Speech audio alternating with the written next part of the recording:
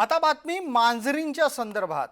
एका खोलीमध्ये थोडक्या नाही 300 मांजरी सापडल्यात। एका खोलीमधल्या या 300 मांजरी जिथं सापडल्यात योगायोगानं त्या भागाचं नाव सुद्धा मांजरीच आहे।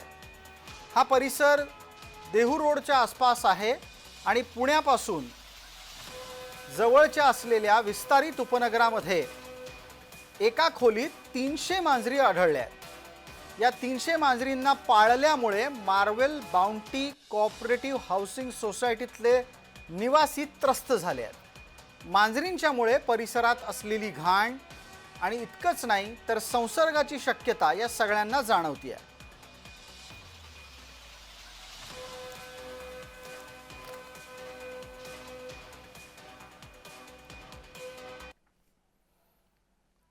मांजरी परिसरात 300 मांजरी एकाच खोलीत असण्याच्या संदर्भात जो त्रास रहिवासी भोगतायत त्याबद्दल आमचे सहकारी रोहन कदम यांनी उपस्थितल्या लोकांशी चर्चा केली आहे। हा सगळा त्रास तुम्हाला झालेला पाहायला मिळाला आणि तुम्हाला कधी कळलं की एवढ्या मांजरी या व्यक्तीने घरामध्ये पाळल्यात? हे बघा, पहिलं मला आभार मानायचे की तुम्ही स्वतःहून आमचं हे सगळ्या सोसायटीचा प्रॉब्लेम मांडण्यासाठी इथे आलात आहात। ही गोष्ट जवळजवळ 2020 पासून चालू आहे। जेव्हापासून मी राहायला आलो तेव्हापासून मला माहीत आहे या गोष्टी। हळूहळू कळालं की बाबा ह्या मांजरी ज्या आहे ह्याचं काउंट जो आहे फारच वाढत आहे। त्याप्रमाणे वेळोवेळी आम्ही प्रशासनाला लिखित स्वरूपात सगळ्या तक्रारी केलेली आहे। महानगरपालिका असो, पोलीस असो की SPCA असो, त्यांनी पण वेळोवेळी त्या प्रमाणात ॲक्शन घेतलेले आहे। पण समहाऊ कुठंतरी हे होत गेलं की अरे बाबा याच्यात काहीतरी लॅक्युना आहे आणि त्याच्यामुळे असं कळत आहे की स्ट्रॉंग अशी ॲक्शन होतच नाही।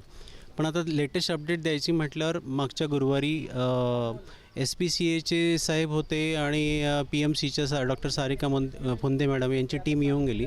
त्यांनी पूर्ण ऑब्झर्व केलं। त्यांचं जवळजवळ अर्धा तास त्या फ्लॅटच्या आतमध्ये होता। त्यांच्याकडे सगळे कॅमेरे वगैरे होते। त्यांनी पण आम्हाला झालं दाखवले।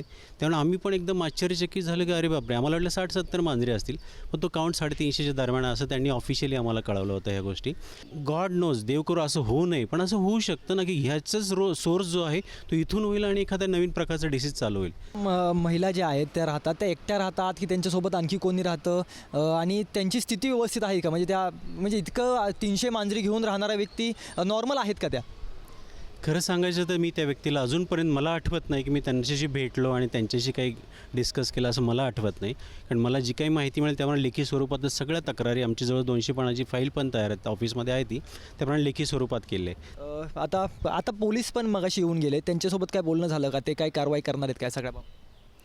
पोलिसांचं जी काही डिपेंडन्सी आहे ती बहुतेक असं वाटतं आहे की PMCवर असावी। ते म्हणते PMC जे आम्हाला सांगतील त्याप्रमाणे आम्ही ॲक्शन घेणार आहोत।